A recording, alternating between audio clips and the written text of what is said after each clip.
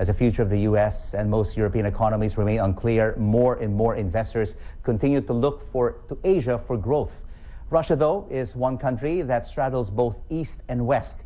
While supporters of Russia's President Vladimir Putin celebrate a year since he was re-elected in Moscow this week, business and political leaders from the capital have been on a roadshow to try to drum up investments. Moscow Deputy Mayor Andrei Sharonov led the delegation to Singapore.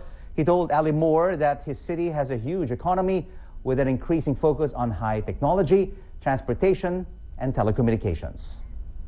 Moscow has a huge economy. It's just 8% of the population of Russia, but 20% of GDP of Russia.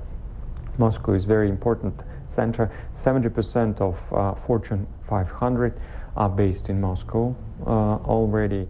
That's the positives. There are also some negatives. I guess there'd be a number of people who'd say that Moscow is more associated with risk than opportunity. Poor infrastructure, for example. Some would say it's dangerous. It's certainly very expensive. On a corruption scale, it continues to rate very low in terms of performance. How do you counter those who are worried about that? We try to be honest, and by the way, just during our roadshow, we demonstrate not only positive sides, but also negative sides, threats and risks.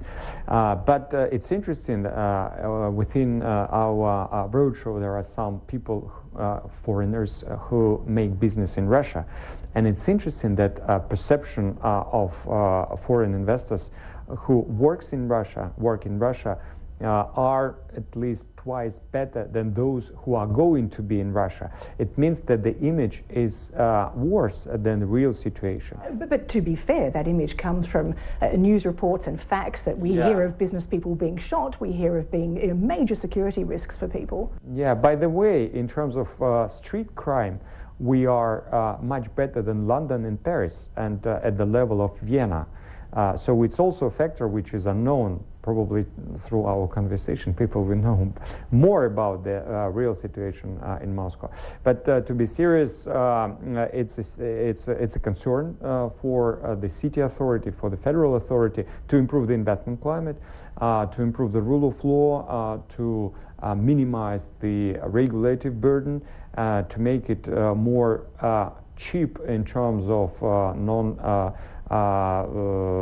non-industrial cost, let's say, for making business in Moscow. So if those issues are being addressed, is now really the right time to invest, or should you wait until you've made more progress on those fronts? Those who already invest in Russia would like to increase their presence, and they would like to stay in Russia. They see some positive signals in terms of climate and some positive signals from new sectors. Russia is not only about oil and gas. More and more, Russia is about high tech. Russia is about transportation, telecommunication.